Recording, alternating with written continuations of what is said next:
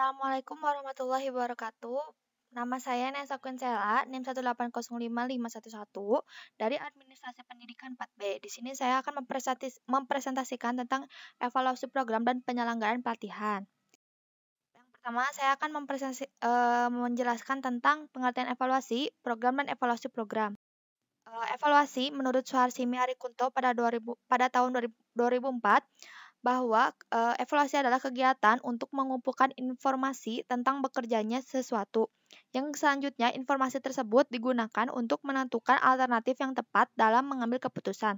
Fungsi utama evaluasi dalam hal ini adalah menyediakan informasi-informasi yang berguna bagi pihak decision maker untuk menentukan kebijakan yang akan diambil berdasarkan evaluasi yang telah dilakukan. Selanjutnya ada pengertian program menurut Suharsimi Arikunto pada tahun 2009 bahwa program dapat dipahami dalam dua pengertian, yaitu secara umum dan secara khusus. Secara umum, program dapat diartikan dengan rencana atau rancangan kegiatan yang akan dilakukan oleh seseorang di kemudian hari. Sedangkan pengertian khusus dari program biasanya dikaitkan dengan evaluasi yang bermakna suatu unit atau kesatuan kegiatan yang merupakan realisasi atau implementasi dari suatu kebijakan berlangsung dalam proses berkesinambungan dan terjadi dalam satu organisasi yang melibatkan sekelompok orang. Dapat ditarik kesimpulannya bahwa evaluasi program sebagai sebuah proses untuk mengetahui apakah sebuah program dapat direalisasikan atau tidak dengan cara mengetahui efektivitas masing-masing komponennya melalui rangkaian informasi yang diperoleh evaluasi. Selanjutnya ada peran dan fungsi evaluasi. Peran menurut Wharton dan Sanders pada 1987 dalam Taib Napis pada tahun 2008, yaitu membuat kebijaksanaan dan keputusan. Yang kedua, menilai hasil yang dicapai. Yang ketiga, menilai kurikulum. Yang keempat, memberi kepercayaan. Yang kelima, memonitor dana yang telah diberikan. Yang keenam, memperbaiki materi dan program. Selanjutnya ada fungsi menurut Stevie Beam pada Taib Napis tahun 2008, yaitu ada dua, proaktif dan retroaktif. Proaktif sendiri yaitu evaluasi program dilakukan untuk melayani pemegang keputusan. Sedangkan retroaktif bahwa evaluasi program dilakukan untuk keperluan pertanggungjawaban. Selanjutnya ada pengertian pelatihan menurut Umar Hamalik pada tahun 2007 bahwa pelatihan adalah suatu proses yang meliputi serangkaian tindakan atau upaya yang dilaksanakan dengan sengaja dalam bentuk pemberian bantuan kepada tenaga kerja yang dilakukan oleh tenaga profesional. Pelatihan dalam satuan waktu yang bertujuan untuk meningkatkan kemampuan kerja peserta dalam bidang pekerjaan tertentu guna meningkatkan efektivitas dan produktivitas dalam suatu organisasi. Selanjutnya ada tujuan pelatihan menurut Simamora pada tahun 2006, yaitu tujuan diselenggarakannya pelatihan yaitu untuk membekali, meningkatkan, dan mengembangkan kompetensi kerja guna meningkatkan kemampuan produktivitas dan kesejahteraan. Ada juga tujuan yang lainnya yaitu untuk memperbaiki kinerja karyawan yang bekerja karena kekurangan keterampilan. Yang kedua, memutakhirkan keahlian para karyawan sejalan dengan kemajuan teknologi. Yang ketiga, mengurangi waktu pembelajaran bagi karyawan baru agar kompeten dalam pekerjaan. Yang keempat, ada membantu memecahkan masalah operasional. Yang kelima, ada mempersiapkan karyawan untuk promosi. Yang keenam, ada mengorientasikan karyawan terhadap organisasi.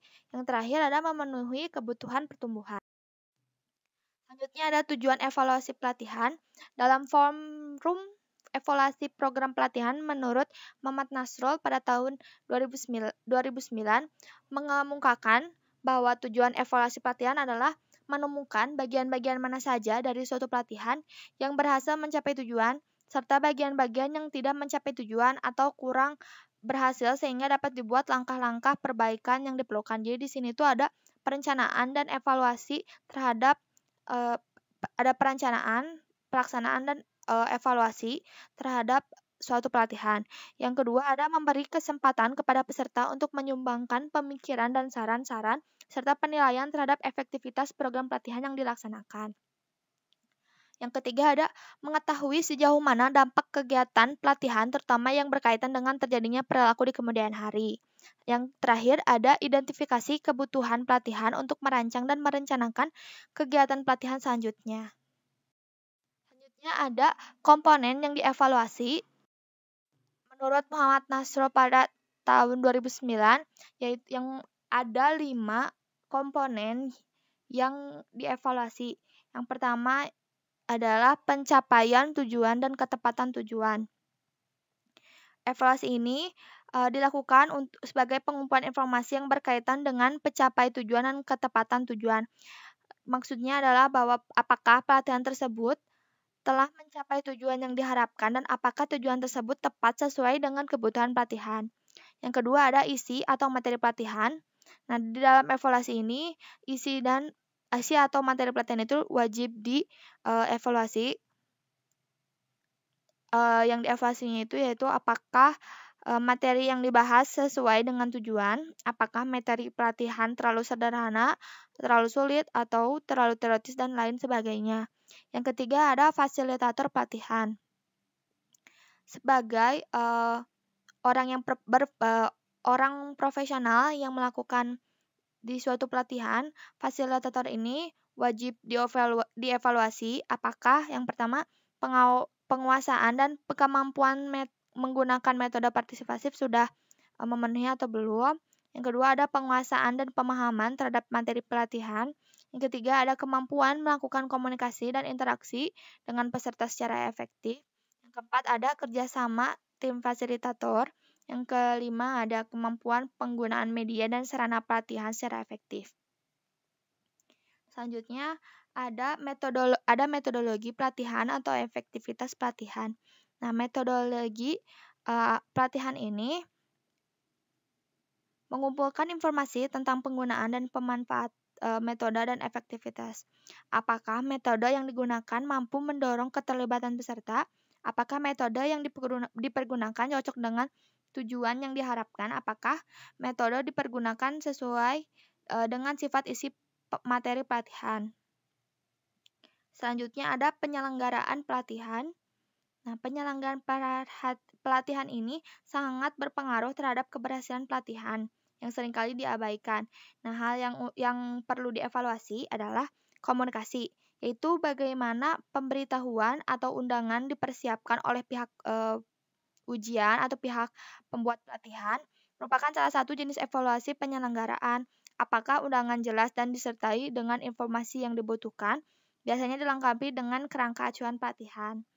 Nah, yang kedua ada sarana dan prasarana pendukung pelatihan yang meliputi tempat pelatihan, baik untuk diskusi pleno maupun untuk diskusi kelompok, konsumsi, akomodasi, ketersediaan, dan kesiapan bahan-bahan yang diperlukan untuk peserta dan fasilitator kepanitiaan dan lain-lainnya. Ada tahapan penyelenggaraan pelatihan. Ya, menurut Umar Hamalik pada tahun 2007, yaitu tahap pendahuluan. Tahap pendahuluan merupakan tahap persiapan sebelum peserta melaksanakan keseluruhan kegiatan. Pada tahap ini, peserta melakukan kegiatan orientasi. Yang kedua, tahap pengembangan merupakan pelaksanaan kegiatan sesuai dengan rencana yang telah disusun oleh pelatih. Pada tahap ini, peserta melakukan kegiatan sebagai berikut, yaitu ada kegiatan tatap muka, dengan tim pelatih, yaitu melaksanakan kegiatan pelatihan sesuai dengan yang telah direncanakan. Yang kedua ada kegiatan berstruktur sebagai tindak lanjut dari kegiatan tatap muka seperti berdiskusi, demonstrasi, eksperimen, dan lainnya. Yang ketiga ada kegiatan mandiri, mendalami dan memperluas penguasaan materi atau proyek baik yang bersumber dari bacaan ataupun kegiatan pelatihan. Selanjutnya ada seminar sebagai media pertukaran informasi. Yang selanjutnya ada kunjungan instansional sebagai studi banding untuk perbaikan dan peningkatan kerja. Yang selanjutnya ada laporan harian sebagai monitoring oleh peserta pelatihan. Selanjutnya ada karya wisata sebagai penunjang kegiatan pelatihan dan lain-lain. Karya wisata juga sebagai penutup atau bisa dijadikan kegiatan dalam pengembangan. Selanjutnya yang ketiga ada kulminasi atau tahap puncak kegiatan pelatihan yang dilaksanakan dalam bentuk pameran. Pameran ini dimaksudkan untuk mempertunjukkan secara menyeluruh semua produk yang dihasilkan oleh peserta. Yang kedua ada seminar akhir. Dalam seminar akhir ini dibahas secara menyeluruh semua pengalaman, kesan, dan berbagai masalah yang seminar akhir ini teori yang ditinjau dan dilihat relevansinya. Yang terakhir adalah agenda individual, itu memuat semua pengalaman peserta. Yang terakhir ada tahap lanjut merupakan suatu transisi di mana berlangsungnya kesempatan pembinaan terhadap para lulusan pelatihan. Kesulitannya terasa khususnya untuk menempatkan lulusan pelatihan, sedangkan keberanian dari institusi misalnya menyediakan proyek dan terancam. Tindak lanjut ini ada baiknya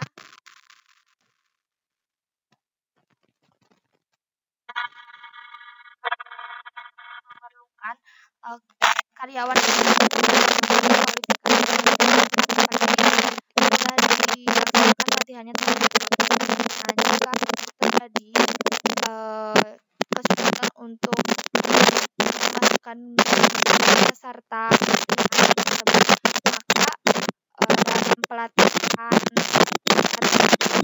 harusnya sudah sesuai dengan kebutuhan harusnya